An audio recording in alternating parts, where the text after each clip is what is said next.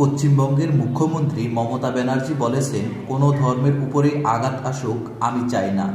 এখানে ইসকনের যিনি আছেন তার সঙ্গে আমার কথা হয়েছে। এটা যেহেতু অন্য একটি দেশের বিষয়, তাই কেন্দ্রীয় সরকারকে প্রয়োজনীয় ব্যবস্থা নিতে হবে। এই ইস্যুতে আমরা কেন্দ্রীয় সরকারের পাশেই আছি। বৃহস্পতিবার পশ্চিমবঙ্গ বিধানসভায় সাংবাদিকদের সঙ্গে কথা বলতে গিয়ে মমতা ব্যানার্জি বাংলাদেশের সাম্প্রতিক ঘটনাবলী নিয়ে এক প্রশ্নের জবাবে এই মন্তব্য করেন।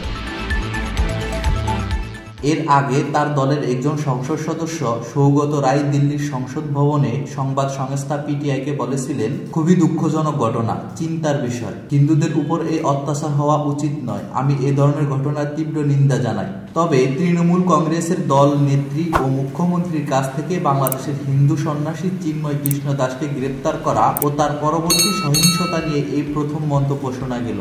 গত 2 দিন ধরে বিজেপির নেতা নেত্রীরা প্রশ্ন তুলেছিলেন যে পার্শ্ববর্তী দেশে যখন তাদের কথায় হিন্দুদের উপর অত্যাচার চলছে, তখন পশ্চিমবঙ্গের ক্ষমতাসীন দল বা রাজ্যের মুখ্যমন্ত্রীর কোনো প্রতিক্রিয়া নেই কেন।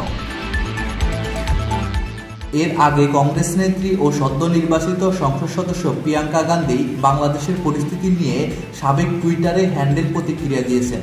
চিন্ময় কৃষ্ণ দাসের গ্রেপ্তারি ও সংখ্যালঘু হিন্দুদের উপর ক্রমাগত ঘটে চলা সহিংসতার সংবাদ অত্যন্ত চিন্তাজনক। তিনি আরও বলেন, আমি কেন্দ্রীয় সরকারের কাছে আবেদন করব যাতে এই বিষয়ে হস্তক্ষেপ করা হয় এবং সংখ্যালঘুদের নিরাপত্তা সুনিশ্চিত করার বিষয়টি নিয়ে বাংলাদেশ সরকারের কাছে জোরালোভাবে তুলে ধরা হয়।